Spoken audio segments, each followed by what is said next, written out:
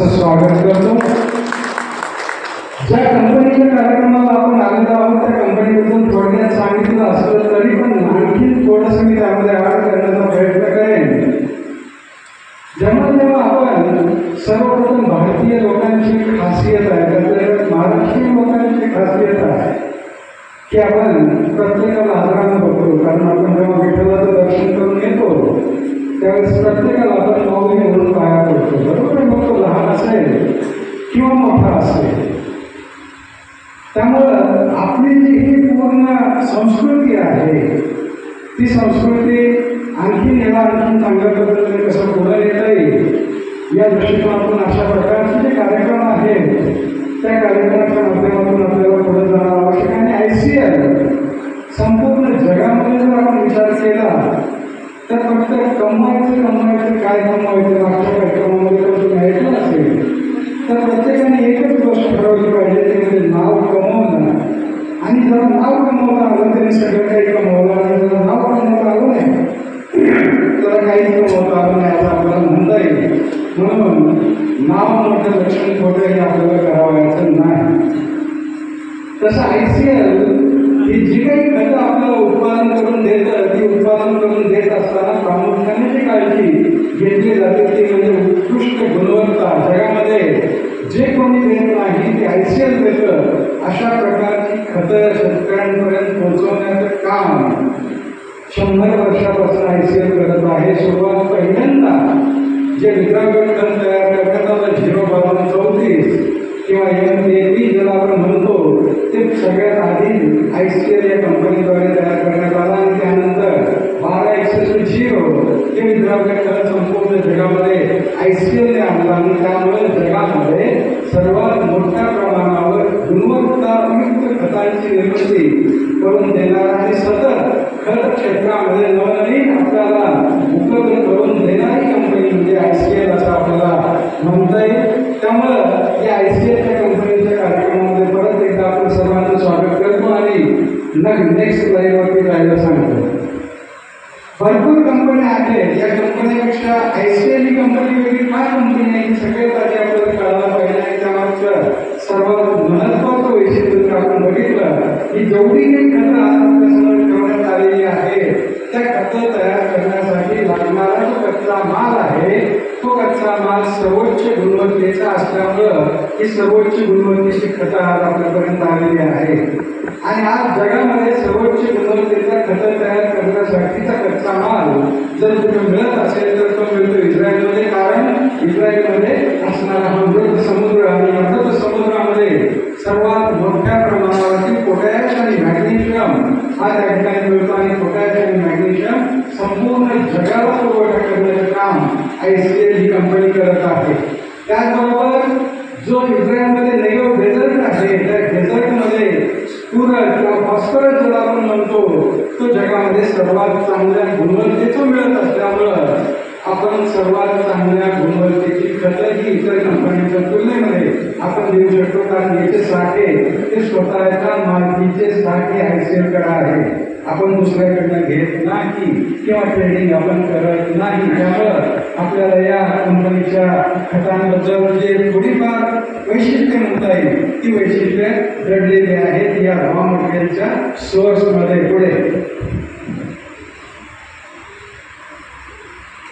संपूर्ण जगाची जी खतांची गरज आहे ती गरज पुरवण्यासाठी म्हणून वेगवेगळ्या ठिकाणी ICL कारखाने काढलेले आहेत। आणि आता संदीप मावळकर सरांनी सांगितलं की भारतामध्ये सुद्धा नगरच्या जवळ सुपा MIDC मध्ये ICL आपला कारखाना घेऊन येत आहे। कदाचित ऑगस्टमध्ये जास्तीत जास्त डिसेंबरमध्ये या कारखान्यामध्ये खतांचा उत्पादन जे आहे ते त्या ठिकाणी केलं जाईल। आणि आज जे आपण इस्रायलवरनं डायरेक्ट तिथं मागवतोय ते तसं न मागवता कच्चा माल फक्त इस्रायलवरनं आणला जाईल आणि खतांची निर्मिती ही इथल्या हजावर अशा कारखान्यामध्ये केली जाईल। आणि थोडंफार जे काही महाग वाटत होतं आपल्याला ते थोडंफार आणखी स्वस्त करण्याच्या दृष्टीने सुद्धा ICL प्रयत्न करत आहे आणि सतत पुरवठा राहावा, कारण इस्रायलमध्ये आक्रमण करणारे देश भरपूर आहेत। इस्रायलमध्ये समुद्री चाचे इथपर्यंत येण्यासाठी मालावरती आक्रमण करणारे लोक भरपूर आहेत। म्हणून अविरत पुरवठा आपल्या सर्व शेतकरी बांधवांना योग्य भावामध्ये करण्याच्या दृष्टिकोनातून दृष्टिकोनातून ICLने हे पाऊल उचललेलं आहे. मला वाटतं हे सगळ्यात चांगली बाब ICLने केलेली आहे आपल्या सर्व शेतकऱ्यांसाठी. त्यासाठी आपल्याकडे एकदा काय होऊन जायला पाहिजे. संपूर्ण खत उत्पादन करण्यामागचं जे सर्वात महत्वाचं कारण काय असतं की जो काही शेतकरी खतांचा वापर करत आहे त्या खतांचा वापर केल्याच्या नंतर त्या प्रत्येक खताच्या दाण्याचा उपयोग उत्पादनामध्ये रूपांतरित झाला पाहिजे. आणि जर का उत्पादनामध्ये रूपांतरित झाला तर त्याला कॉस्ट बेनिफिट रेशो जर आपण म्हणतो, जसं बँकेमध्ये पैसे टाकल्यानंतर त्याचं व्याज आपण घेतो तशा पद्धतीनं हे खतं आपण जेव्हा जमिनीमध्ये टाकतो, जमीन ही आपली बँक आहे आणि त्या बँकेमधनं जास्तीत जास्त परतावा कशा पद्धतीने मिळेल. 1 रुपया गुंतवणूक केली तर कमीत कमी 3 रुपये 3.5 रुपये शेतकऱ्यांना फायदा कसा होईल या दृष्टिकोनातून ICL वेगवेगळ्या खतांची निर्मिती करत असतं. त्याचबरोबर दुसरा महत्वाचा उद्देश जो असतो की खतांचा वापर केल्यानंतर आज आपण पाहतो बऱ्याच ठिकाणी युरियाचा वापर केला, MOPचा वापर केला की जमिनीवरती क्षार किंवा जमीन पांढरी झालेली आपल्याला दिसून येते. बरोबर आहे. याचा अर्थ काय की काही दिवसांनंतर ही जमीन जी आहे ती नापीक होणार आहे. त्यामुळे अशा प्रकारची खतं जर आपण शेतकऱ्यांना दिली तर त्यामुळे जी आपण जमीन आहे जी काळी आई म्हणतो आपण तिला जर आपण उद्योग नाही ठेवलं तर त्यापासून आपल्याला नंतर उत्पादन मिळणार नाही. जी काही खतं ICL तयार करतं ती खतं तयार करत असताना ही काळजी घेते की जमिनीवरती कसल्याही प्रकारचा वाईट परिणाम न होता चांगले परिणाम जमिनीवरती झाले पाहिजे अशा प्रकारच्या खतांचं उत्पादन हे ICL करत आहे. आणि त्यामुळं जसं आपण गाडीचं ॲव्हरेज बघतो की एक लिटर टाकलं की कमीत कमी जास्त ॲव्हरेज देणारी गाडी आपल्याला आवडते. तसंच खतांचं ॲव्हरेज सुद्धा जास्तीचं ॲव्हरेज असलं की उत्पादन आपल्याला जास्तीचं मिळतं. म्हणून आपल्याला या दृष्टिकोनातून जास्तीचं उत्पादन देणारी खतं जर कुठली असतील तर आज मी तिला ICL कडे खतं आहेत एवढंच मी या ठिकाणी सांगेन. आणि नेक्स्ट 4 प्रकारच्या खतांमध्ये ICL आहे. जमिनीमधून दिलं जाणारं पॉलिसल्फेट नावाचं खत जगामध्ये सगळ्यात आधी ज्या कंपनीने या खताचा शोध लावला ती ICL. त्याचबरोबर विद्राव्य खतामध्ये सुद्धा सांगितलं की ज्याची सुरुवात ICLने केली की विद्राव्य खतं 52-32-12-0. त्यानंतर वेगवेगळी जेवढी काही शेतकऱ्याचं खतं लागतात मग त्यामध्ये 1919-13-13 12-0-0-1 00-50 कॅल्शियम नायट्रेट, त्यानंतर क्रॉप स्पेसिफिक, स्टेज स्पेसिफिक, नॅट फॉस्फिक अशी सर्व खतं ICLने भारतामध्ये आणून दिलेली आहेत. आणि यामध्येही ICL सगळ्यात अग्रेसर असणारी कंपनी. त्याचबरोबर फवारणीची खतं आहेत. आज तागायत फवारणीची आणि फक्त फवारणीची खतं कुणी दिलेली नव्हती. 25 किलोचं कोणी म्हटलं खत 1 किलोच्या पाकिटामध्ये देऊन ती फवारणीचं खत असं सांगितलं जायचं. तर ICLने फक्त फवारणीच्या खताची जी लेटेस्ट ॲडव्हान्स तंत्रज्ञान आहे ते सुद्धा जगामध्ये सगळ्यात आधी आणलं गेलं ते ICLच्या माध्यमातून. आणि येणाऱ्या काळामध्ये आणखी भरपूर जसं पिकाला लागेल तसं अन्नद्रव्यांची उपलब्धता करून देणारी खतं ती सुद्धा ICL आपल्याला भारतामध्ये उपलब्ध करून देणार आहे. पुढे सगळ्यात आधी मी आपल्याला काय सांगितलं की आपली जमीन ही शाश्वत उत्पादन देणारी असली पाहिजे. कमवायचं काय कमवायचं, नाव कमवायचं. आणि नाव कमवत असताना ज्या पिढीला आपण आपली जमीन घेऊन जाणार आहे त्या पिढीला त्या शेतीमधून जर उत्पादन मिळालं तर ती पिढी तुमचं नाव घेणार आहे. आणि जर का उत्पादन नाही मिळालं तर ती पिढी तुम्हाला शिव्या करणार आहे. त्यामुळं ही काळजी आपण घेतली पाहिजे की जेव्हा खतांचा वापर केला जाईल तेव्हा त्या खताच्या वापरामुळे जमिनीवरती कसल्याही प्रकारचे क्षार किंवा जमीन ही चोपण झाली नाही पाहिजे, चिवड झाली नाही पाहिजे. या दृष्टिकोनातून खतांची निवड करत असताना आपण काळजी घेणं आवश्यक आहे. पुढे त्याचबरोबर जेव्हा वेगवेगळ्या खतांचा किंवा इतर खतांचा वापर आपण करणार आहात, जे कुठलं पाणी आपण घेणार आहात त्या पाण्यामध्ये ते खत टाकल्याच्या नंतर एकदम पातळ द्रावण तयार झालं पाहिजे, आरपार दिसणारं द्रावण तयार झालं पाहिजे. तर ते खत तुमच्या जमिनीसाठी, तुमच्या पिकासाठी, तुमच्या ओव्हरऑल उत्पादनासाठी चांगलं आहे असं आपण गृहीत धरावं. आणि जर का खत आपण त्या पाण्यामध्ये टाकलं आणि गढूळ झालं किंवा जास्त ज्याला म्हणता येईल फाटलं तर ते खत आपल्या जमिनीसाठी, आपल्या पिकासाठी, आपल्या उत्पादनासाठी चांगलं नाही असं गृहीत धरणं आवश्यक आहे. जमिनीमध्ये सगळ्यात पहिली बाब, जसं आपण आपल्या कुठे आजारी पडलं की सगळ्यासाठी काय बघितलं जातं, ब्लड ग्रुप बघितला जातो. तसं खतांचा वापर करण्याआधी आपण काय बघितलं पाहिजे, खतांचा पीएच. कारण आपल्या जमिनीचा पीएच काय आहे हे आपल्याला आधी माहिती असलं पाहिजे. आणि सर्वसाधारणपणे महाराष्ट्र, गुजरात, यूपी, छत्तीसगड ज्याला आपण पश्चिम विभाग असं म्हणतो, या पश्चिम विभागातल्या जमिनीचा जर विचार केला तर प्रामुख्याने आपल्याकडच्या जमिनी ह्या अल्कलाईन जमिनी म्हणजे 7.5 ते 8.5 पीएच असणाऱ्या जमिनी असं आपल्याला म्हणता येईल. आणि जर समजा या 7.5 ते 8.5 पीएच असणाऱ्या जमिनीमध्ये तेवढंच पीएच असणारं खत जर वापरलं तर काय होईल, त्या खताचा उपयोग होईल. किती जण या ठिकाणी बसलेले शेतकरी DAP या खताचा वापर करतात? आता मी म्हणतो म्हणून माझ्यावर विश्वास ठेवू नका. हे माझं वाक्य नेहमी लक्षात ठेवा, उघडा डोळे बघा नीट. फक्त मी सांगतो म्हणून विश्वास ठेवायचा नाही. उद्या जायचं पाण्यामध्ये DAP खत मिसळायचं आणि DAP खत मिसळल्याच्या नंतर त्याचा पीएच बघायचा. त्याचा पीएच सर्वसाधारणपणे 8 ते 8.5 दरम्यान येईल. आणि मग जमिनीचा जेवढा पीएच आहे तेवढाच पीएच असणारे खत जेव्हा जमिनीमध्ये टाकतात तेव्हा DAP सारख्या खतामधल्या अन्नद्रव्यांची उपलब्धता किती टक्के? फक्त 15% त्याच्यावरती उपलब्धता होणार नाही. मग राहिलेलं 85% कुठे गेलं? राहिलेलं 85% जमिनीत. म्हणजे पैसे जास्तीचे झालेले आहेत म्हणून माती टाकायची का आपल्याला?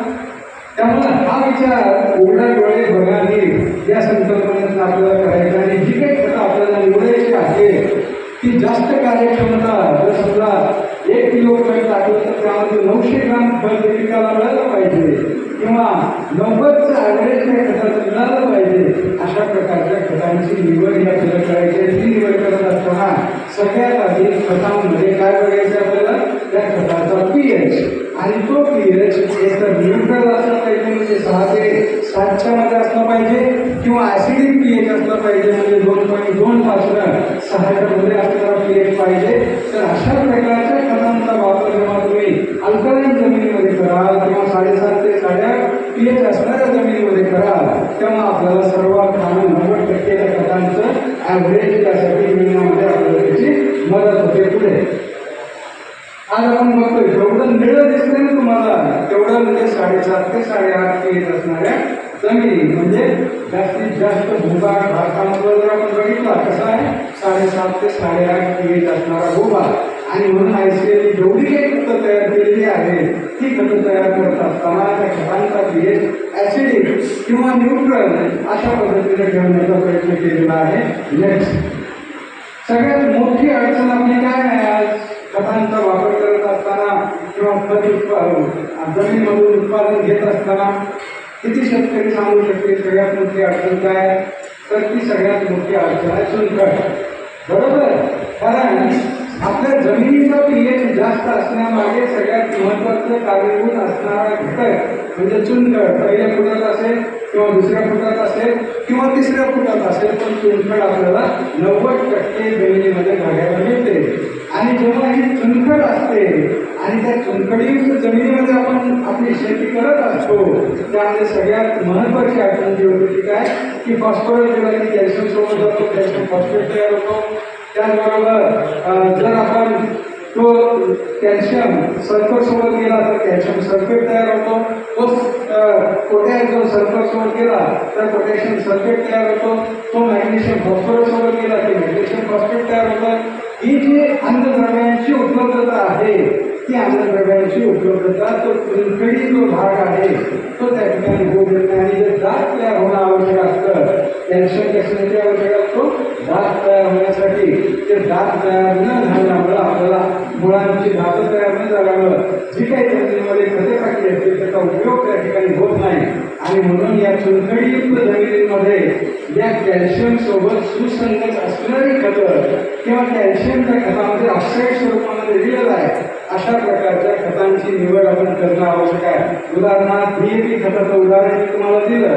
DAP खतामधला फॉस्फरस जमिनीमधल्या कॅल्शियम सोबत गेला की कॅल्शियम फॉस्फेट तयार झाला आणि कॅल्शियम फॉस्फेट तयार झाला की फॉस्फरस जो DAP खतामधला आहे त्याची उपलब्धता त्या ठिकाणी होणार नाही.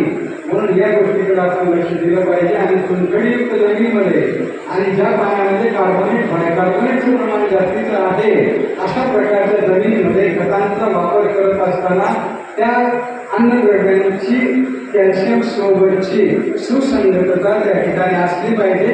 हे आपण खतांचा वापर करत असताना लक्षात ठेवणं आवश्यक आहे. नेक्स्ट आता बोलूया आपण केळीबद्दल. सगळ्यात आधी संपूर्ण जगामध्ये जर केळीचं उत्पादन सगळ्यात जास्तीचं कुठं होत असेल तर ते होतं कुठं? भारतामध्ये.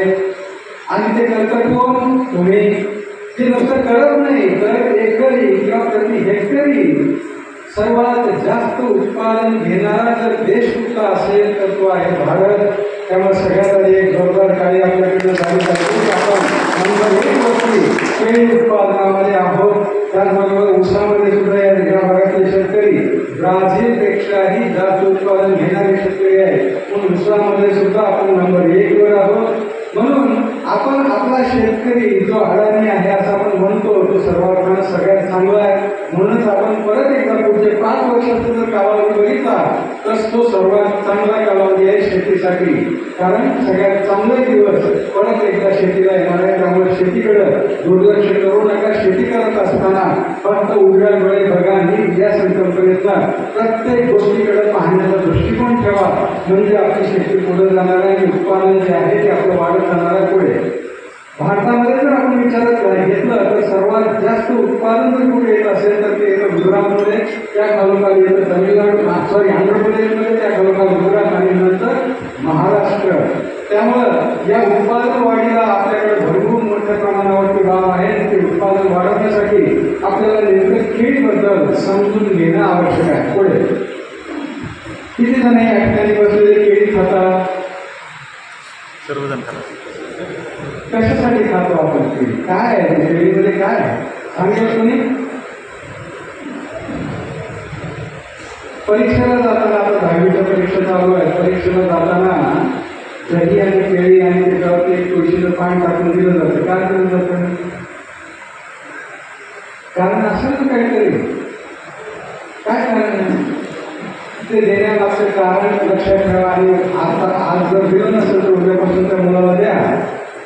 ते म्हणजे काय की परीक्षेमध्ये एखादा अवघड प्रश्न आला तर तो अवघड प्रश्न बघून केलेला अभ्यास विसरून जाऊ नये. कार्य आपल्या सर्वांची मान उंचावणारं कार्य केलेलं आहे. त्यांच्यासाठी मी परत एकदा आपल्याला विनंती करतो की जोरदार काय झालं.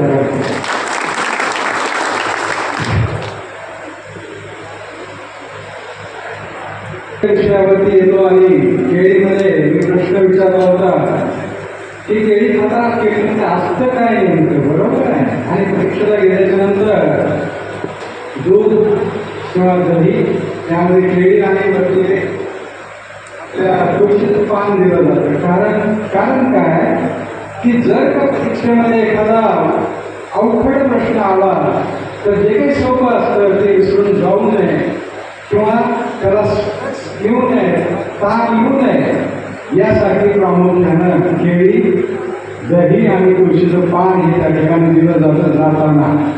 त्यामुळं आजपर्यंत दिलं नसेल तर इथून पुढे द्यायला चालू करा.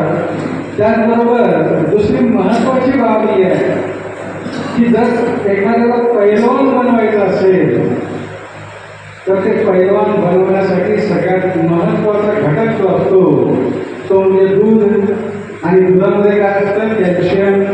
ते कॅल्शियम या केळीमध्ये असतं आणि तो केळीसाठी सगळ्यात महत्त्वाचा घटक. जो कुठला पैलवान केळी जास्त खात असेल त्याच्यामध्ये एक बघायला आपल्याला दिसून येईल की समोरच्याची ताकद संपल्याच्या नंतर याची ताकद सुरुवात होते. म्हणजे स्टॅमिना ज्याला आपण म्हणतो तो स्टॅमिना वाढवण्याचं काम सुद्धा हे कॅल्शियम करतं. आणि ते कॅल्शियम या केळीमध्ये सर्वात जास्त प्रमाणामध्ये असतं.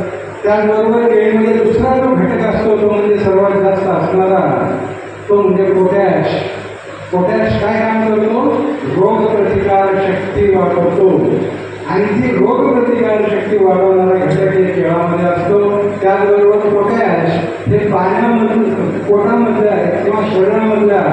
पाण्याचं प्रमाण योग्य प्रकारे टिकवून ठेवण्यासाठी काम करतं आणि तो पोटॅश या खेळामध्ये सर्वात जास्त असतो. आणि म्हणून ज्या ज्या वेळेस ऊन जास्तीचा असेल त्या वेळेस केळी खायला दिली जाते. बरोबर आहे. म्हणून केळीमध्ये काय आहे हे समजल्याच्यानंतर केळीला काय द्यावं लागतं हे आपल्याला लक्षात येईल. म्हणून काय देणं आवश्यक आहे? पोटॅश हे मुख्य अन्नद्रव्यांपैकी सर्वात जास्त प्रमाणामध्ये लागणारा पोटॅश, कॅल्शियम, मॅग्नेशियम, सल्फर यापैकी सर्वात जास्त प्रमाणामध्ये लागणारा घटक म्हणजे कॅल्शियम. सूक्ष्म अन्नद्रव्यांपैकी जर आपण विचारात घेतला तर प्रामुख्यानं लोह आणि झिंक हे अन्नद्रव्य आपल्याला या केळीला द्यावेच लागणार आहे. तर त्या केळीचं उत्पादन कमीत कमी 30 टन प्रति एकरी किंवा जास्तीत जास्त 60 टन प्रति एकरी या प्रमाणात सुद्धा आपण त्या ठिकाणी घेऊ शकतो. या दृष्टिकोनातून केळीमध्ये काय असतं हे सगळ्यात आधी आपल्याला माहिती असणं आवश्यक. पुढे त्यानंतर त्या केळीच्या वाढीच्या अवस्था आपल्याला लक्षात आल्या पाहिजे. किती जणांनी एक सिनेमा बघितला हेरन ऑफ जोकर? त्यामध्ये राज कपूर सांगतो शो 3 घंटे का. पहिला घंटा बचपन, दुसरा घंटा जवानी आणि तिसरा घंटा बुढापा.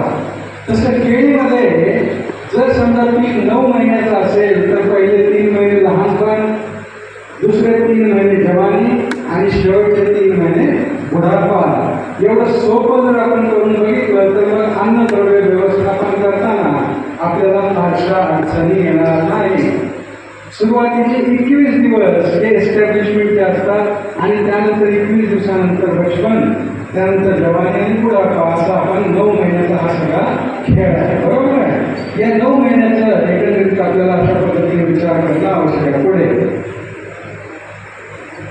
आता सगळ्यात आधी केळीचं उत्पादन घेत असताना सगळ्यात महत्वाचं काय कोण सांगू शकेल? इथून पुढे लक्षात ठेवा, सगळ्यात महत्वाचं केळीमध्ये पान. प्रत्येक आठवड्याला ज्या शेतकऱ्यांनी एक पान तयार केलेलं आहे किंवा एक पान बाहेर पडलेलं आहे त्या शेतकऱ्याला 30 टन किंवा 35 टन किंवा 40 टन उत्पादन घेणं काहीच अवघड नाही. आणि एकंदरीत 9 महिन्याच्या कालावधी पूर्ण केळीच्या कालावधीमध्ये पूर्ण जर बघितलं तर कमीत कमी 32 पानं त्या ठिकाणी निघाली पाहिजे आणि जास्तीत जास्त 36 पानापर्यंत आपल्याला त्या ठिकाणी काढता आली पाहिजे. तरच आपण केळीचं उत्पादन व्यवस्थित घेऊ शकतो. केळी कसं आहे त्याला खोड आहे का? फॉल स्टेम म्हणलं गेलेलं आहे. म्हणजे केळीचं पूर्ण खोड जे बनलेलं आहे ते सुद्धा पानांपासून बनलेलं आहे. त्यामुळं पानांचा विकास जेवढ्या चांगल्या प्रकारे करता येईल, पानांची आकडेवारी जेवढी आपल्याला चांगल्या प्रकारे घालता येईल, पानांची लांबी, जाडी, रुंदी, हिरवेगारपणा जेवढं चांगल्या प्रकारे आपल्याला ठेवता येईल तेवढं चांगलं केळीचं उत्पादन आपल्याला मिळणार आहे. केळीमध्ये कशाकडे लक्ष ठेवायचे? पानांकडे. त्याचबरोबर सर्वसाधारणपणे एकंदरीत केळीचा घट जो आहे तो 30 ते 35 किलोपर्यंत आपण घेऊ शकतो. जास्तीचा आपण वेळ घेऊ शकतो जर का चांगलं त्याचं खत व्यवस्थापन केलेलं असेल तर. त्याचबरोबर सर्वात महत्त्वाचं जे आहे ते म्हणजे काय की जे फण्या आपल्याला घ्यायच्या त्या 10 ते 12 फण्या आपण त्या ठिकाणी घेऊ शकतो. आणि एकंदरीत केळीचं वजन जे आहे ते आपल्याला सर्वसाधारणपणे एका केळाचं वजन जे आहे ते 130 ते 50 ग्रॅमपर्यंत आपण ते केळाचं वजन घेऊ शकतो. ग्रँड मेन या व्हरायटीचं. यामध्ये सगळ्यात महत्त्वाचा कालावधी कुठला असेल? तो सगळ्यात महत्त्वाचा कालावधी पहिल्या 4 महिन्यामध्ये आहे. जो कुठला शेतकरी आपल्या केळीला पहिल्या 4 महिन्यापर्यंत अतिशय चांगल्या प्रकारे वाढवेल त्या शेतकऱ्याला उत्पादन घेण्यापासून कोणीही रोखू शकत नाही. आणि काही शेतकरी केळीतून बाहेर पडल्याच्या नंतर खताचा वारंवार वापर करायला लागतात किंवा भाव चांगला आहे म्हणून भरपूर वापर करायला चालू करतात. त्या शेतकऱ्याला चांगलं उत्पादन मिळेल याची खात्री देता येत नाही. त्यामुळे पैलवान तयार करायचा असेल तर पहिल्या दिवसापासून दूध पाजलं गेलं पाहिजे तेव्हा तो पैलवान होणार आहे किंवा चांगला खुराक दिला गेला पाहिजे तर तो पैलवान होणार आहे. त्यामुळे केळीमध्ये पहिले 4 महिने आपण डोळ्यात तेल घालून त्या केळीची काळजी घेतली तरच आपल्याला उत्पादन चांगलं मिळणार आहे. यावरून आपण या ठिकाणी लक्षात घेणं आवश्यक आहे. पुढे आता नेक्स्ट, आता आपण बघितलं सगळ्यात आधी उत्पादन मला किती काढायचं हे ठरवलं पाहिजे.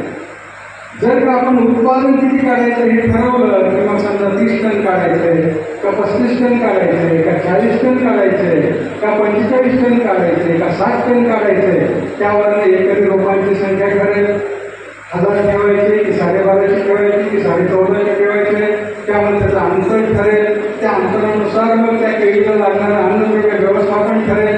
अन्नद्रव्य व्यवस्थापनानुसार पाण्याच्या गरजा किंवा ड्रीप या सर्व गोष्टी त्या ठिकाणी ठरवता येतील. म्हणून सगळ्यात आधी आपण काय ठरवणं आवश्यक आहे, उत्पादन मला एका एकरामध्ये नेमकं किती घ्यायचंय हे ठरवलं की मग बॅक वर्किंग आपल्याला करता येईल. थोडक्यात जेव्हा जर समजा मला 40 टन प्रति एकरी उत्पादन घ्यायचं असेल तर सर्वसाधारणपणे 284 किलो नायट्रोजन लागणार आहे, 23 किलो फॉस्फरस, 808 किलो पोटॅश आणि सोबत कॅल्शियम 238, मॅग्नेशियम 64 आणि गंधक जवळपास 73 किलो त्या ठिकाणी लागणार. जर का मला 60 टन प्रति एकरी उत्पादन घ्यायचं असेल तर त्यासाठी लागणाऱ्या अन्नद्रव्यांच्या गरजा या त्यापेक्षा जास्तीच्या आपल्याला दिसून येतील. त्यामुळं अन्नद्रव्य व्यवस्थापन करत असताना किंवा केळीचं उत्पादन घेत असताना सगळ्यात आधी पहिलं आपण ठरवलं पाहिजे की मला किती उत्पादन घ्यायचे. जसं परीक्षेमध्ये जर मला 99% मार्क घ्यायचे असतील तर किती तास अभ्यास करावा लागणार आहे ते याच्यावरून आपल्याला लक्षात येईल. त्याप्रमाणे आपण केळीचं व्यवस्थापन तिथून पुढे आपल्याला करता येईल. आता वेगवेगळ्या अन्नद्रव्यांच्या गरजा आहेत. अन्नद्रव्यांच्या गरजांमध्ये सगळ्यात महत्वाची गरज जर कुठली असेल तर ती म्हणजे कार्बन, हायड्रोजन, ऑक्सिजन. आणि तो कार्बन, हायड्रोजन, ऑक्सिजन जर चांगल्या प्रकारे आपल्या पूर्ण बागेमध्ये ठेवायचा असेल, त्या बागेमध्ये आर्द्रता जर वेगळ्या प्रकारे टिकवायची असेल तर आपल्याला अंतराचं गणित त्या ठिकाणी आलं पाहिजे. आणि अंतर अशा पद्धतीने ठेवा तुमच्या जमिनीच्या मजदुरानुसार किंवा एकंदरीत उत्पादन घ्यावयाचं त्यानुसार आपल्याला त्या ठिकाणी अंतर ठरवणं आवश्यक आहे. आणि यासाठी लागणाऱ्या अन्नद्रव्यांच्या ज्या गरजा आहेत त्या अन्नद्रव्यांच्या गरजा ठरवत असताना आपल्याला त्या अन्नद्रव्यांबद्दल माहिती करून घेणं आवश्यक आहे. सगळ्यात आधी या ठिकाणी बसलेल्या सर्व शेतकऱ्यांना एक विनंती आहे की केळीमध्ये किती जण नत्रासाठी युरिया या खताचा वापर करतात. ड्रीपमधून एकच उदाहरण लक्षात ठेवा, ते म्हणजे केळी ज्या वेळेस केळीला नायट्रोजन देण्यासाठी युरियाचा वापर करणार आहात, युरियाचं द्रावण तयार केल्याच्यानंतर त्या द्रावणामध्ये हात टाकल्यानंतर कसं लागतंय, थंडावं लागतंय. मग तुम्ही थंडार होणार आहेत का? कृपा करून ऊस किंवा केळीच्या शेतीमध्ये युरिया या खताचा वापर करू नका. करायचाच असेल जमिनीमधून करू नका, कारण जमिनीमध्ये टाकल्यानंतर सगळ्यात जास्त क्षार जर कुठलं खत देत असेल तर ते युरिया म्हणजे पाणी दिल्यानंतर पूर्ण जमीन जी आहे ती पाणी होते, ती करू नका. एवढीच विनंती या ठिकाणी करेन. आणि या युरिया खताचा वापर करायचाच असेल तर नॅनो युरियाचा वापर करा फवारणीच्या माध्यमातून किंवा त्या खताचा वापरच करू नका जमिनीमधून. आणि ज्या वेळेस नत्राचा वापर करणार आहात त्या वेळेस पोटॅशचा वापर त्या ठिकाणी झालाच पाहिजे हे आपण लक्षात ठेवणं आवश्यक आहे. 1 किलो नायट्रोजन जर तुम्ही देणार असाल तर 3 किलो पोटॅश दिला पाहिजे सुरुवातीच्या 4.5 महिन्यामध्ये. नंतरच्या 4.5 महिन्यामध्ये जेव्हा तुम्ही 1 किलो नत्र देता त्यावेळेस कमीत कमी 6 किलो पोटॅश तिथे गेला पाहिजे हे आपण लक्षात ठेवणं आवश्यक आहे. आणि हा नत्र आणि पोटॅशचा रेशो 1:3 आणि नंतरच्या कालावधीमध्ये 1:6 अशा प्रकारे त्या ठिकाणी जपणं आवश्यक आहे. तर आपल्याला केळीचं उत्पादन चांगल्या प्रकारे त्या ठिकाणी मिळू शकतं. आणि हे जर नाही झालं, नत्राचं प्रमाण जर जास्तीचं झालं तर केळीचा घड सुटणे किंवा घड गडावाकडं बाहेर पडणे हे सगळी कारणं आपल्याला त्या ठिकाणी या नत्रामुळे पाहायला मिळतील. त्याचबरोबर जर आपण म्हणतो की एकाच वेळेस ते घड वारा आला तर त्या ठिकाणी जोडणे झाड अशा पद्धतीने आपल्याला या नत्रामुळे पाहायला मिळतं. सगळ्यात महत्वाचा घटक जर कुठला असेल केळी उत्पादनामध्ये तर तो म्हणजे स्फुरद. आणि हा स्फुरद कॅल्शियम सोबत जाणारा नाही पाहिजे, मॅग्नेशियम सोबत जाणारा नाही पाहिजे, झिंक सोबत जाणारा नाही पाहिजे. म्हणजे कॅल्शियम फॉस्फेट, मॅग्नेशियम फॉस्फेट किंवा झिंक फॉस्फेट. झिंक फॉस्फेट म्हणजे उंदीर मारायचं औषध, हे तयार नाही झालं पाहिजे अशा प्रकारच्या स्फुरदाचा वापर आपल्याला केळी पिकामध्ये करणं आवश्यक आहे. स्फुरद काय करतो सगळ्यात आधी हे आपण लक्षात घेतलं पाहिजे. स्फुरद हा प्रामुख्याने मुळं तयार करायचं काम करतो. दुसरं कुठलंही अन्नद्रव्य मुळं तयार करायचं काम करत नाही. त्यामुळं जेवढी जास्त मुळांची संख्या ठेवा तेवढं जास्त उत्पादन किंवा तेवढी जास्त जी उत्पादन क्षमता आहे त्या रोपाची तुम्ही करू शकता. त्यामुळे मुळांची संख्या याकडे आपल्याला लक्ष देणं आवश्यक आहे. आधीच्या काळात लोक सांगायचे वर बघून चालून नको ठेस लागत. त्यामुळे आपल्याला शेती करताना केळीची शेती करताना कुठं बघून करायचे, खाली बघून मुळांकडे बघून करायचे. त्यामुळे ती मुळं कशा पद्धतीने कुठल्या फॉस्फरसच्या माध्यमातून जास्तीची मुळे येते हा आपण विषय घेतला पाहिजे. आणि हा फॉस्फरस मी सांगितल्याप्रमाणे कॅल्शियम मॅग्नेशियम आणि जस्तासोबत न जाणारा पाहिजे किंवा फॉस्फरस जो आहे तो फूड ग्रेड फॉस्फरस त्या ठिकाणी दिला गेला पाहिजे. ज्याला आपण म्हणतो KX5PO4 वाला फॉस्फरस त्या ठिकाणी दिला पाहिजे. आणि तो फॉस्फरस आज मिळतील फक्त आणि फक्त ICL ज्या कुठल्या ग्रेड आपल्याला दिलेले आहे त्या सर्व ग्रेडमध्ये हा फॉस्फरस फूड ग्रेड फॉस्फरस तुम्हाला मिळून येईल. आणि हा फॉस्फरस कुठल्याही कॅल्शियम सोबत जात नाही, मॅग्नेशियम सोबत जात नाही आणि जस्तासोबतही जात नाही. आणि मग हा फॉस्फरस पूर्ण रोपामध्ये ऊर्जा तयार करायचं काम करतो. जसं आपण थंडीमध्ये हातावर हात घासून ऊर्जा तयार करायचा प्रयत्न करतो तशी पूर्ण झाडामध्ये ऊर्जा तयार करायचं काम जर तुम्ही करत असेल तर ते करतं फॉस्फरस. आणि सर्व अन्नद्रव्यांची उपलब्धता करून देण्याचं काम जर कोणी करत असेल तर ते फॉस्फरस. म्हणजे फॉस्फरसकडे सर्वात जास्त आपण लक्ष देऊन पाहणं आवश्यक आहे. पुढे त्यानंतर आपल्या सर्वांना माहिती आहे पोटॅशचं प्रमाण हे केळीमध्ये जास्तीचं आहे. मग हा पोटॅश आपण नेमका कधी देतो, ज्यावेळेस पाणी बाहेर पडल त्या तिथून पुढे पोटॅश टाकले सोपी टाकले सोपी टाकले सोपी. बरोबर आहे, आकार वाढतोय म्हणून एसओपीचा जेवढा जास्त वापर कराल तिथून पुढे लक्षात ठेवा की केळ तुम्हाला फाटलेले दिसतील, त्या केळांचा आकार वाढलेला दिसणार नाही, त्या केळांमध्ये योग्य प्रकारामध्ये वाढण्याचं अंतर जे आहे ते अंतर तुम्हाला मिळणार नाही.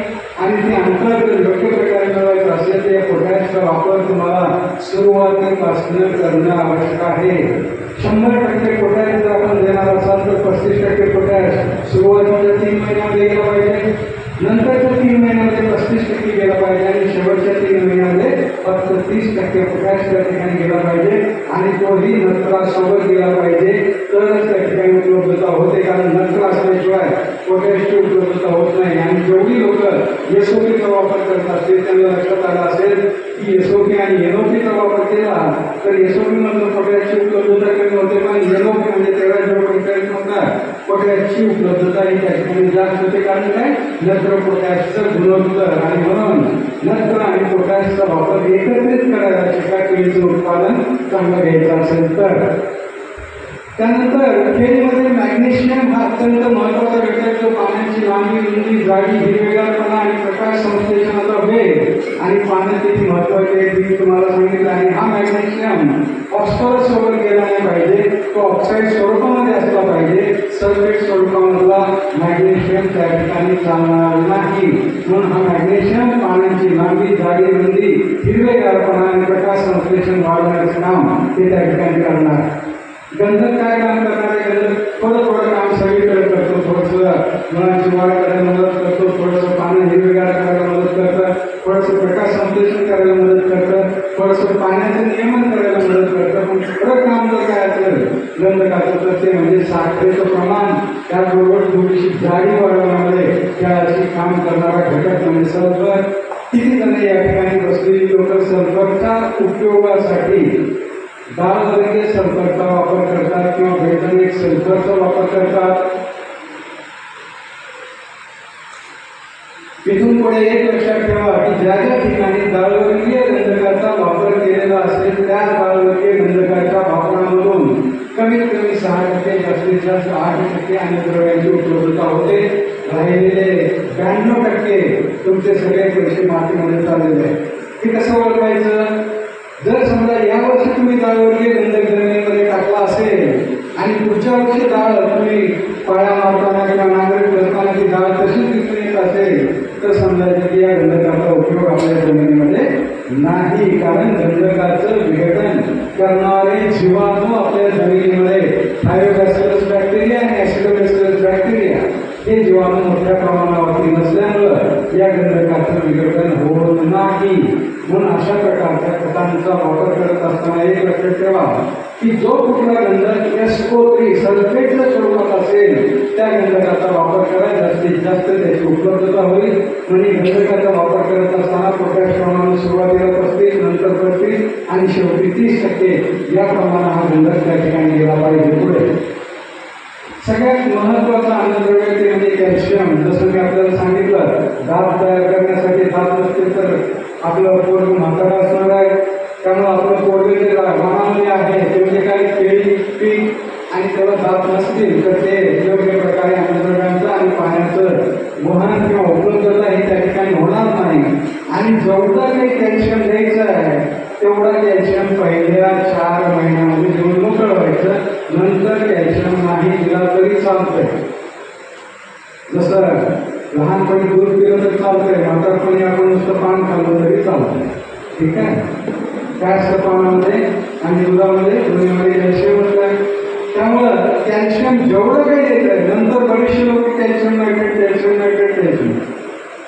जेवढं काही कॅल्शियम नायट्रेट देत असाल त्याच्यामधलं नायट्रेट स्वरूपातला नायट्रोजन 24 तासामध्ये पिकाला उपलब्ध होतो आणि राहिलेला कॅल्शियम जमिनीमध्ये खाली पडून राहतो, तो उपलब्ध होत नाही. कॅल्शियम हे लहान मूल आहे, त्याच्या हाताला पकडून धरून त्याला वर चढवावं लागतं, तेव्हा तो वर चढतो आणि तो खालून वर जातो, वरून खाली येत नाही. त्यामुळं या कॅल्शियमचा वापर आपल्या केळी या पिकामध्ये, कारण कॅल्शियम सर्वात महत्वाचा घटक आहे ते लक्षात आलेलं असेल, बरोबर आहे. त्यामुळे जेवढं कॅल्शियम द्यायचं आहे तेवढं पहिल्या 4 महिन्यामध्ये जर कॅल्शियम तुम्ही व्यवस्थित दिला तर गर्भधारणा नीट होणार आणि गर्भधारणा नीट झाली तर केळफूल व्यवस्थित बाहेर काढणार आहे. गर्भधारणा होण्यासाठी आवश्यक असणारा जो बोरॉन घटक आहे तो फक्त कॅल्शियमच वर घेऊन जातो, दुसरं कोणीही वर घेऊन जात नाही. त्यामुळं या कॅल्शियमचं महत्व केळी पिकामध्ये लक्षात घ्या.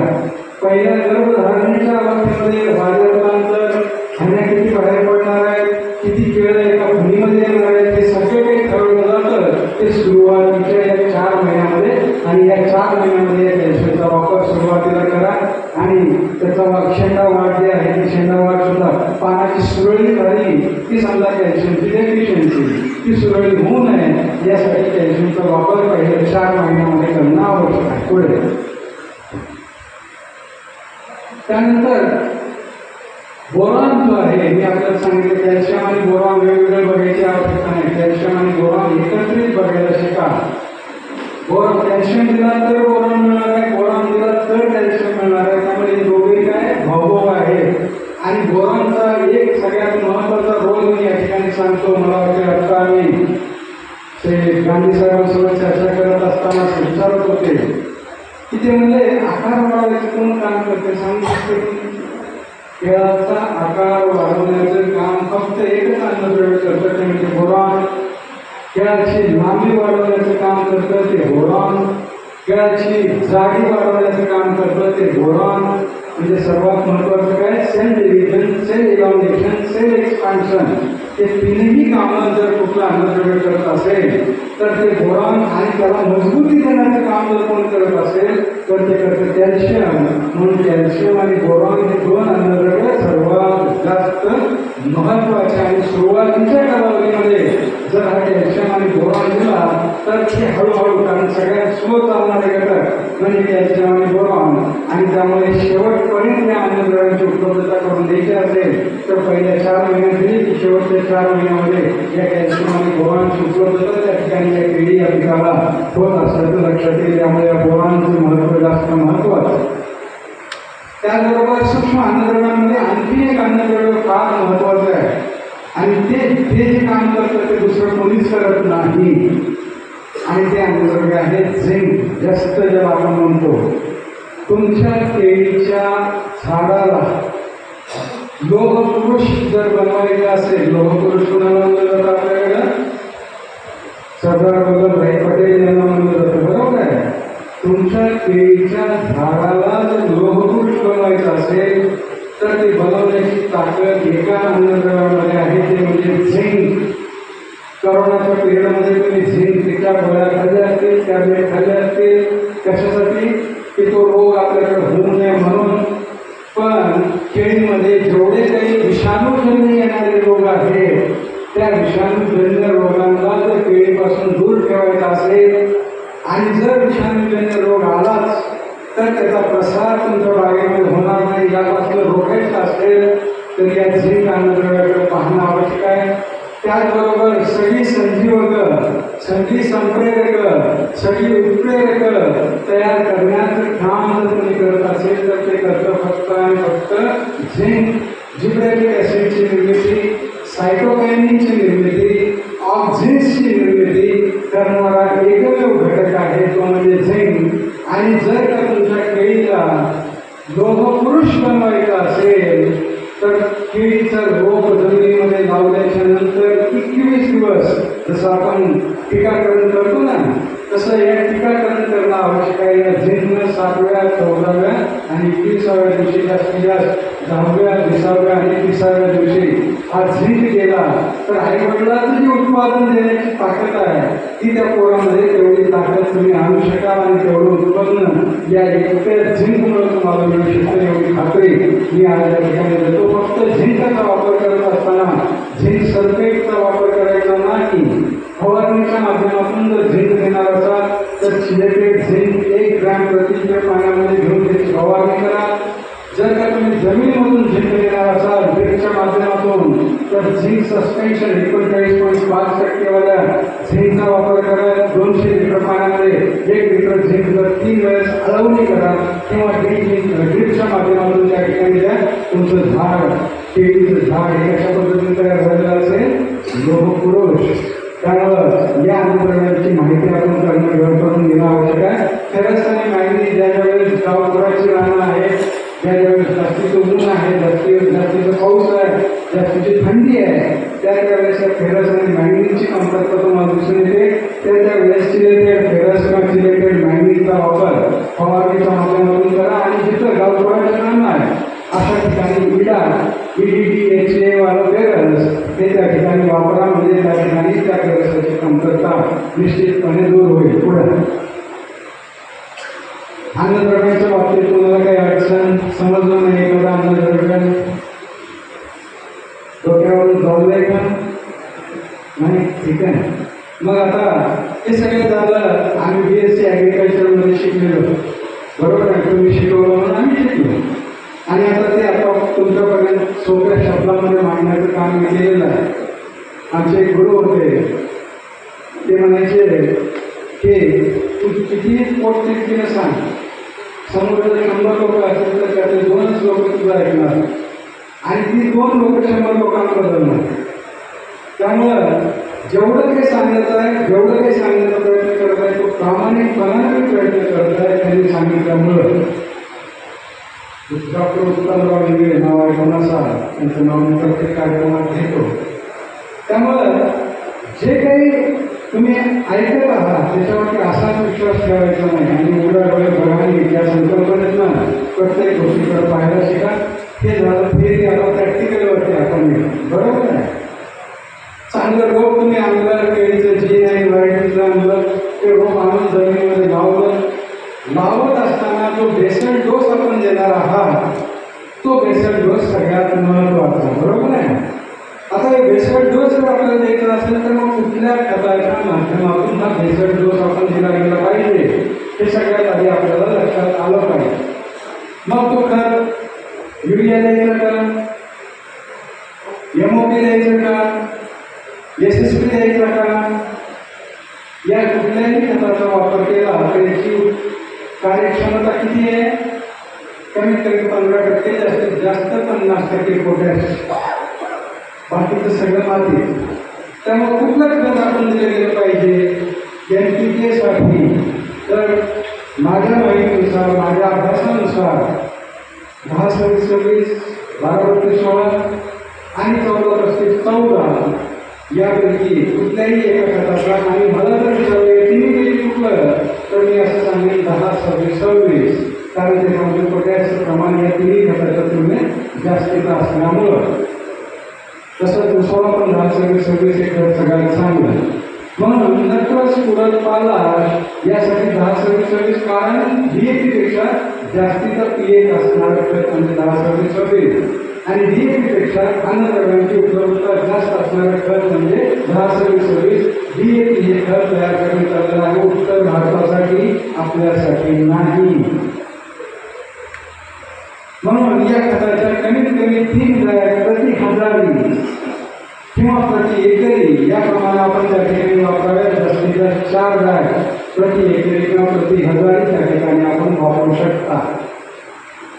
आणि यासोबत कॅल्शियम, मॅग्नेशियम आणि सल्फर हे 3 दुय्यम अन्नद्रव्ये जर आपल्याला द्यायचे असतील तर कॅल्शियमच्या माध्यमातून जे पॉलिसल्फेट नावाची बॅग आपल्याला त्या ठिकाणी पहिली बॅग दिसत आहे, या पॉलिसल्फेटच्या माध्यमातून आपल्याला त्या ठिकाणी या कॅल्शियम, मॅग्नेशियम, सल्फर आणि ॲडिशनल पोटॅश जो लागणार आहे केळी पिकाला, तो ॲडिशनल पोटॅश या खतामध्ये आहे. म्हणजे पॉलिसल्फेट हे खत 4 in 1 फर्टिलायझर म्हणलं जातं. कारण याच्यामध्ये 4 अन्नद्रव्ये कॅल्शियम, मॅग्नेशियम, सल्फर हे 3 दुय्यम अन्नद्रव्ये आणि 4था अन्नद्रव्य प्रमुख अन्नद्रव्यांपैकी पोटॅश हे 4 अन्नद्रव्ये हे एकाच खतामध्ये आपल्याला मिळत असल्यामुळं या खताला आपण 4 in 1 फर्टिलायझर असं म्हणलेलं आहे. या खताचं सगळ्यात महत्त्वाचं वैशिष्ट्य काय आहे की याच्यामध्ये असलेला गंधक हा सगळ्यात जास्तीच्या प्रमाणात 17.5%. प्रत्यक्षामध्ये उपलब्ध असलेल्या गंधकाचा जर विचार केला तर तो 48.5%. ज्याला आपण म्हणतो SO3-. डाळिंबाचा गंधक विचारात घेतला तर 17.5. उपलब्ध गंधकाचा विचार केला तर 48.5% गंधक देणारा आज वृत्तीला कुठलंही खत पृथ्वी तलावर उपलब्ध नाही. त्यामुळं एवढ्या जास्त प्रमाणामध्ये SO3- स्वरूपामध्ये गंधक ऑक्सिजन जीवाणू घेतात, सल्फर पिकाला उपलब्ध करून देतात. असा हा गंधक याच्यामध्ये 17.5%. त्यानंतर याच्यामध्ये असणारा जो पोटॅश आहे तो पोटॅश 12.5% K2O स्वरूपामध्ये, MOP मध्ये म्युरेट ऑफ पोटॅशमध्ये जो पोटॅश असतो तो कुठल्या स्वरूपात असतो, पोटॅशियम क्लोराईडच्या स्वरूपात. आणि आपल्या सर्वांना माहिती आहे क्लोराईड किती हानिकारक आहे आपल्यासाठी किंवा पिकासाठी किंवा जमिनीसाठी. जेवढे जास्त क्लोराईडचं प्रमाण तुमच्या पाण्यामध्ये येईल तेवढे जास्त हाडं तुमचे ठिसूळायला चालू होतील किंवा दातं तुमची गळायला चालू होतील. त्यामुळे क्लोराईडयुक्त खतांचा वापर कमी करणं आवश्यक आहे. आणि त्या पोटॅशची क्षारता देण्याचं प्रमाण जे आहे ते खूप मोठ्या प्रमाणावरती असल्यामुळे जमिनीवरती त्याचा विपरीत परिणाम होत असल्यामुळं त्या खताचा वापर करू नये. बरं झालं थोडंसं किंमत वाढवली त्यामुळे त्या पोटॅशचा वापर कमी झाला.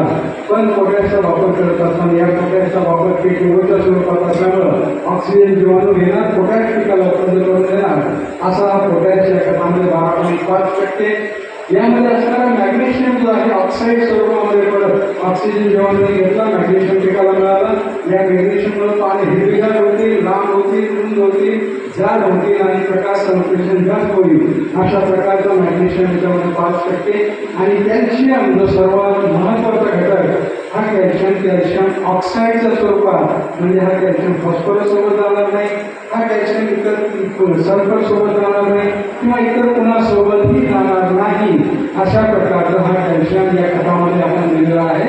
15% असं हे सुरुवातीला या खताचा उपयोग जर का आपण केला तर या कॅल्शियम, मॅग्नेशियम, सल्फर जी अन्नद्रव्यांची गरज आहे ती पूर्णपणे या खताच्या माध्यमातून भरून काढली जाते. आणि जास्तीचा लागणारा पोटॅश हा आपल्याला या खतामधून मिळतो.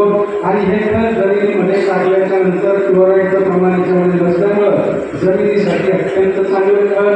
त्याचबरोबर हे खत जमिनीमध्ये टाकल्याच्या नंतर 8व्या दिवशी याच्यामध्ये पोटॅश आणि मॅग्नेशियम मिळायला चालू होतो. 3 महिन्यामध्ये पोटॅश आणि मॅग्नेशियम पूर्णपणे मिळून जातो. त्याचबरोबर याच्यामध्ये कॅल्शियम आणि सल्फर जो आहे तो 12व्या दिवशी मिळायला चालू होतो. आणि 3.5 महिन्यामध्ये पूर्ण कॅल्शियम आणि सल्फर हा त्या ठिकाणी मिळून जातो. आणि 4 महिन्यामध्ये जवळपास पूर्ण याच्यामध्ये अन्नद्रव्ये त्या ठिकाणी उपलब्ध होतात. आणि जमिनीमधून दिल्याच्या नंतर सुद्धा 90% कार्यक्षमता असणारं खत म्हणजे पॉलिसल्फेट. बाकी कुठलंही खत जमिनीमधून जे कुठं देतात त्या खतामध्ये एवढी कार्यक्षमता तुम्हाला दिसून येणार नाही. अशा प्रकारचं 4 in 1 फर्टिलायझर पॉलिसल्फेट. हे खत इंग्लंडमध्ये एक जसे आपल्याकडे खाणी आहे बरोबर आहे कोळशाच्या, तशाच आपल्याला या इंग्लंडमध्ये बॉल्बी माईन आहे. खदान आहे त्या माईनमध्ये हे दगड आपल्याला मिळतो आणि या दगडापासून मिनरल म्हणतो किंवा खनिज म्हणतो. या खनिजापासून त्या खनिजाला पावडर स्वरूपामध्ये तयार करून पॉलिसल्फेटची डायरेक्ट त्या माईनमधनं तुमच्यापर्यंत ते आम्हाला कुठल्याही कारखान्यामध्ये हे खत तयार केलं जात नाही. याचा कारखाना कुठं आहे? जमिनीमध्ये असल्यामुळं हे खत पूर्णतः सेंद्रिय खत किंवा ज्याला आपल्याला म्हणता येईल की नैसर्गिक खत हे असं आपल्याला या पॉलिसल्फेटकडे पाहणं आवश्यक आहे. पुढे नेक्स्ट मी जसं आपल्याला सांगितलं की 90% कार्यक्षमता या खतांपुढे 90% कार्यक्षमता ही या खताची आहे आणि इतर खतं MOP किंवा SOPचा जर विचार केला तर त्याची कार्यक्षमता ही 50%. त्यामुळे 90% कार्यक्षमता किंवा 90% ॲव्हरेज 90 किलोमीटरचा ॲव्हरेज एका लिटरवर देणारा खत म्हणजे पॉलिसल्फेट असं आपल्याला म्हणता येईल. नेक्स्ट या खताला सेंद्रिय खत म्हणून वेगवेगळ्या सेंद्रिय खत मानांकन करणाऱ्या ज्या क्षमता आहे त्यामध्ये उमरी आहे, FIB आहे, इन्फेक्शन आहे, OMG आहे यासारख्या संस्थांनी या खताला सेंद्रिय खत म्हणून मान्यता दिलेली आहे आणि जगभरामध्ये या खताची मोठ्या प्रमाणावरती उपलब्धता ही ICLच्या माध्यमातून करून दिली जाते. आणि या खताचा शोध जगामध्ये सगळ्यात आधी जर कोणी लावला असेल तर तो लावला आहे ICLने. नेक्स्ट आता हे मी म्हणतो म्हणून खत चांगलं आहे का? हे खत चांगलं असण्यामागचं सर्वात महत्वाचं कारण काय आहे? हे खत चांगलं असण्यामागचं सगळ्यात महत्वाचं कारण जर काय असेल तर या खताचा pH. या खताचा pH न्यूट्रल pH असल्यामुळं यामध्ये चारही अन्नद्रव्ये इतर कुठल्याही अन्नद्रव्यांसोबत न जाता पिकाला उपलब्ध होतात. सुसंगत चारही अन्नद्रव्ये असल्यामुळं या चारही अन्नद्रव्यांची उपलब्धता 4 महिन्यांमध्ये पूर्णपणे त्या ठिकाणी होते.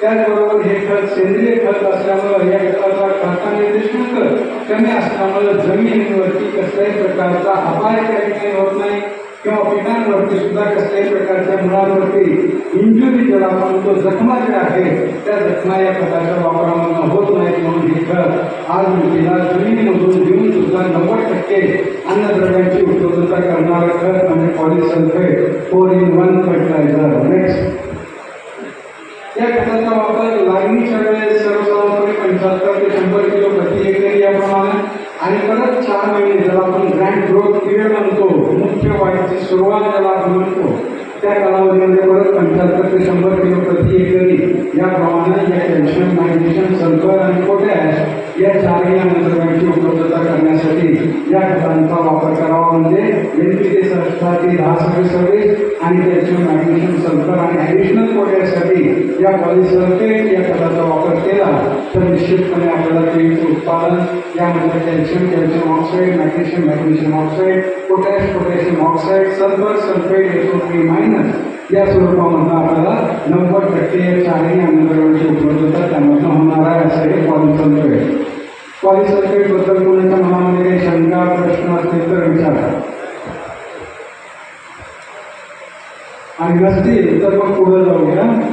फवारण्याच्या खतांमध्ये केळीचं पान आहे, केळीच्या पानावरती कसल्याही प्रकारचं पाणी टिकून राहत नाही.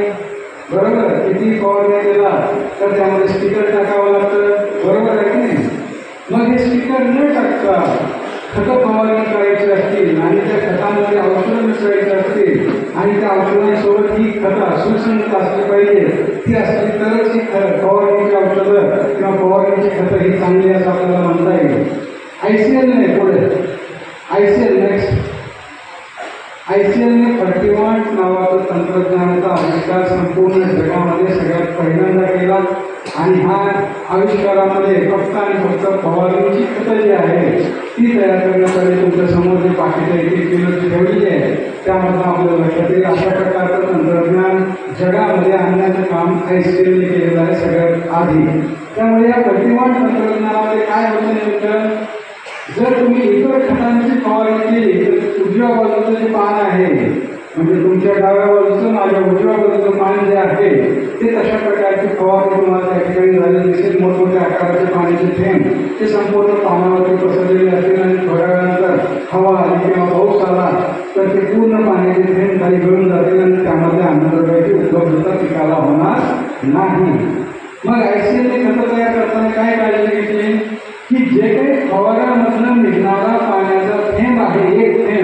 तो हजारो थेंबांमध्ये परावर्तित होऊन पानावरती पडला पाहिजे. म्हणजे एका थेंबाचं रूपांतर हजारो थेंबांमध्ये करून पानावरती टाकण्यासाठी आवश्यक असणारा जो घटक आहे तो घटक आहे स्प्रेडर. तो स्प्रेडर या खतामध्ये आयसीएलने दिला. त्याचबरोबर जिथं हा पाण्याचा थेंब पडणार आहे तिथंच तो चिटकून राहायला पाहिजे यासाठी या खतांमध्ये आयसीएलने स्टिकर पण दिलं. त्याचबरोबर या खतांमध्ये आयसीएलने ह्युमेक्टंट म्हणजे ह्युमिक ॲसिड जे आपल्या शब्दात आपण म्हणतो ती पानांची आर्द्रता टिकवून ठेवण्यासाठी आणि पानांची पर्णद्रव्य जास्त कालावधीसाठी उघडी राहण्यासाठी आणि त्यामधलं अन्नद्रव्य पूर्ण पानांमधल्या मुळांपर्यंत जाण्यासाठी या आयसीएलच्या या खतांमध्ये स्प्रेडर स्टिकर आणि ह्युमेक्टंटचा समावेश आयसीएलने करून ही फवारणीची वैशिष्ट्यपूर्ण खतं आयसीएलने आपल्याला उपलब्ध करून दिलेली आहे. जर तुम्ही साधं पाणी फवारलं तर अतिशय पाण्यात जो थेंबाचा आकार आहे तो मोठा असेल. जर जुनी खतं आपण फवारली तर त्या पाण्याच्या थेंबाचा आकार छोटा होईल पण ते 57 ते 90 अंशाचा पाण्याचा पृष्ठभाग व्यापेल. पण आयसीएलच्या या फवारणीच्या खतांचा वापर केला तर एक पाण्याचा थेंब जवळपास 130 ते 132 अंशाचा पाण्याचा पृष्ठभाग त्या ठिकाणी व्यापित करेल. म्हणून जास्तीत जास्त सरफेस एरिया म्हणजे पाण्याचा पृष्ठभाग कव्हर करणारी फवारणी जर तुम्हाला करायची असेल तर या आयसीएलच्या फवारणीच्या खतांचा वापर करावा. या फवारणीच्या खतांमध्ये आणखी एक आपण दिलेलं आहे ते म्हणजे काय, सगळी सूक्ष्म अन्नद्रव्ये या पहिल्या 4 पैकी 3 खतांमध्ये स्टार्टर बुस्टर फ्रूट यामध्ये दिलेली आहे आणि त्याचाही वापर तुम्हाला त्या ठिकाणी करून घेता येतो. आणि सोबत स्प्रेडर स्टिकर आणि ह्युमेक्टंट म्हणजे वेगळं स्प्रेडर घ्यायची गरज नाही, वेगळे स्टिकर घ्यायची गरज नाही, वेगळे ह्युमेक्टंट घ्यायची गरज नाही, वेगळे सूक्ष्म अन्नद्रव्य तुम्हाला त्या ठिकाणी घ्यायची गरज नाही. अशा प्रकारची ही फवारणीची खतं आणि ही सगळी फवारणीची खतं सगळ्या कीटकनाशकांसोबत एकत्रित फवारणी करू शकता. कॉपर आणि सल्फर वगळता सर्व रोगनाशकांसोबत याचा वापर तुम्ही करू शकता. त्याचबरोबर सर्व इतर ग्रोथ रेग्युलेटर ग्रोथ हार्मोन किंवा बायोस्टिम्युलंटमध्ये सीवीड सारख्या गोष्टींसोबत याचा वापर तुम्ही करू शकता. आणि याचा सगळ्यात महत्त्वाची बाब ती म्हणजे काय की ज्या ज्या वेळेस तुम्ही जे कुठलं भारीचं औषध फवारत असाल त्या औषधाची तीव्रता 100% कमीत कमी 12 दिवसापर्यंत टिकवण्याची क्षमता असणारी खतं फवारणीची खतं म्हणजे ही आयसीएलची खतं. कुठलंही औषध याच्यामध्ये घेऊन फवारा 12 दिवस त्या औषधाची तीव्रता 100% राहील. जर दुसऱ्या कुठल्या गोष्टीमध्ये तुम्ही औषध घेऊन फवारलं तर त्या औषधाची तीव्रता 48 तासामध्ये 50% दिसून येईल. त्यामुळे जी कुठली फवारणी करायची त्याच्या फवारणीमध्ये या खतांचा वापर करा आणि फवारणीच्या पाण्याचा पीएच 5.5 आणून फवारणी करा. त्या फवारणीच्या माध्यमातून तुम्हाला 90% किंवा 100% रिझल्ट मिळतील ही खात्री. यामध्ये 4 प्रकारची खतं दिलेली आहेत. सुरुवातीला काहीक वाढीची अवस्था ज्याला आपण म्हणतो त्या काहीक वाढीच्या अवस्थेमध्ये स्टार्टर नावाचं खत फक्त तुम्ही फवारणी करू शकता. त्यानंतर फवारणी करण्यायोग्य आपली पेढी हे राहत नाही. त्यामुळे स्टार्टर या खताचा वापर तुम्ही फवारणीसाठी जर 18-36-24 ही सुरुवातीच्या वाढीसाठी, त्यानंतर पुढे जाऊन जर फुलधारणेच्या कालावधीमध्ये फवारणी शक्य झाली तर बुस्टर नावाचं किंवा गर्भधारणेच्या कालावधीमध्ये बुस्टर नावाचं खत आणि झाडांवरती फवारणी करायची असेल, झाडं चांगली तयार करायची असतील, झाडं एकदम अट्रॅक्टिव्ह तयार करायची असेल, भाज्याची एकंदरीत लेंथ आहे किंवा पेढीचा आकार जो आहे तो वाढवायचा असेल तर फ्रूट नावाची ग्रेड 12/27 आणि 8 कॅल्शियम ऑक्साईड 3 ते 4 ग्रॅम प्रति लिटर पाणी घ्या आणि घर बाहेर पडल्याच्या नंतर या एका ग्रेडची फवारणी सतत त्या घडावरती करत राहा. तुम्हाला सर्वात चांगल्या गुणवत्तेचे एक्सपोर्ट क्वालिटीचे घड तुम्ही या एका फवारणीच्या माध्यमातून आणि सोबत त्याच्यामध्ये थोडासा झिंक जर मिसळला तर आणखी जास्त चांगल्या पद्धतीने त्या ठिकाणी फायदा होऊ शकतो. आणि 049-32 ही सगळ्यात शेवटची ग्रेड याच्यामध्ये कसल्याही प्रकारचे सूक्ष्म अन्नद्रव्य नाही. या ग्रेडचा वापर ज्या ज्यावेळेस ऊन जास्तीचा असेल, ज्या ज्यावेळेस पाऊस जास्तीचा झालेला असेल, ज्या ज्यावेळेस थंडी जास्तीची असेल त्या वेळेस या खताचा वापर फवारणीसाठी करा. जरी मुळं काम करण्याचं काम थांबले असतील ती मुळं कामाला लावण्याचं काम या 049-32च्या माध्यमातून त्या ठिकाणी केलं जाईल.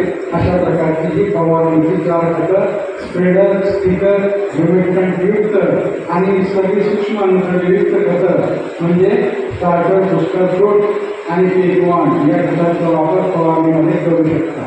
नेक्स्ट, फवारणीच्या खतांबद्दल कोणाचा काही प्रश्न?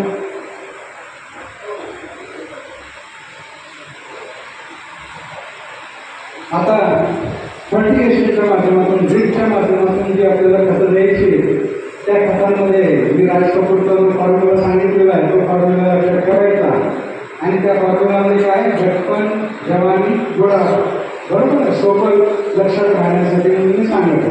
पुढे ICAR